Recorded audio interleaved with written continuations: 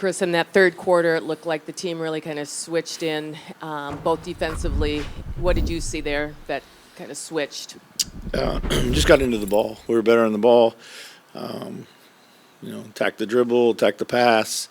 Our switchings were a lot tighter. In the first half, they were pretty loose. So, Chris, have you seen kind of Julius start to put some things together here? Yeah, another really good all-around game. Did a great, outstanding job playing with force tonight. I thought offensively when we, in that third quarter, he was really instrumental to us finding a rhythm. Was really good tonight, offensively and defensively for the most part. So. And just your early impressions of Kyle, kind of getting him out there and getting looks him back good. He looks great. Just gotta, figure out some spacing things, and I think we'll be just fine. Another night where you wouldn't think that Dante really played a very big role. You look up and he's plus 21. Yeah. What did you see tonight, and what has he been doing, as a matter of course? He's been setting the tone defensively, definitely on the ball, really making it difficult, blowing up everything. His pursuit and pick and roll has been outstanding. It's led to a lot of kind of run outs and breaks like that. He's really doing a good job of taking care of the ball. He's not turning the ball over. And tonight he had, I think, 4 assists. So, yeah, it was huge. I just took him off at the end just because I wanted another handler on the floor, against some of that pressure that I knew was coming. But he's been outstanding. He's plus minus monster at the moment.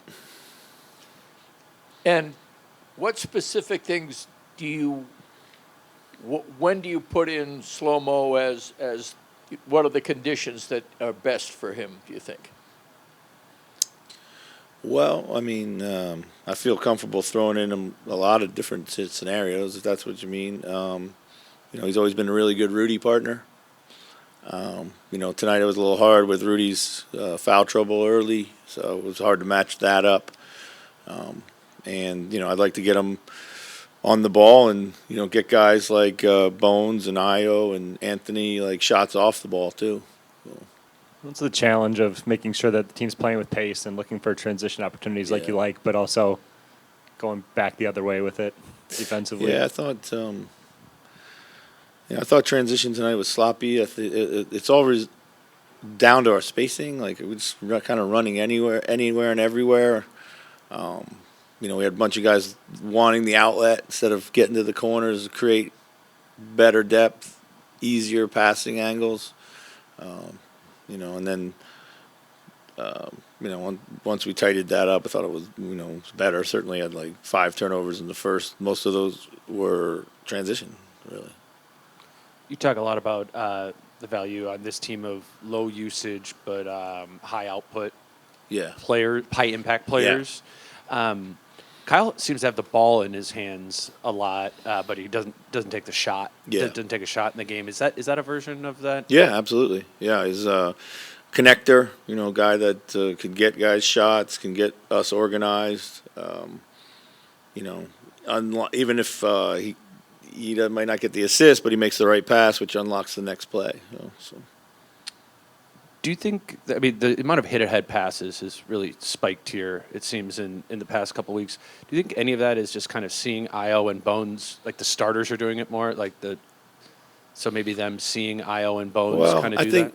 Yeah, we've gone through stretches where we've done a great job with hit-aheads. When we have depth, and those guys are getting out and running, I think that it lends itself to that. And certainly, that unit can play fast. We just got to clean up where we push the ball. I think we push the ball down the middle sometimes too much, and that causes some turnovers for us. But yeah, something we've talked about from training camp. A lot of hit-aheads. Has there been with Julius an adjustment for him as you've played with more pace that he's had to adjust to throughout the course of the season, knowing that he plays so well in the half court?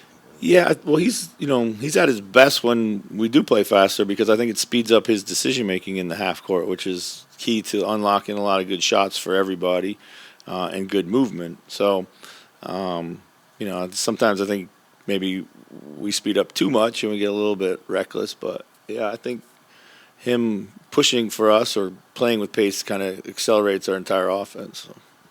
How has Ant done at convincing you that he shouldn't pass the ball? I mean, it's not tennis, so like it's basketball, and there's 5 guys out there, and you know I trust Anthony, and he's been doing a really good job all season with making the right decisions for the most part, and he needs to continue to do that. And you know, and I thought tonight he did a good job. You know, when they put 2 on him at the end, so yeah, so.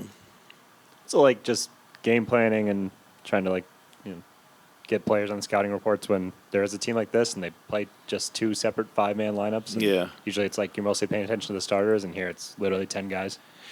Yeah, I mean, it's, you got to brush up on the guys that you don't know a whole lot about. Be ready for them. You know, we always talk about not having career nights by guys, coming in that we're not overly familiar with, or guys are looking to step up when the opportunity is given. So.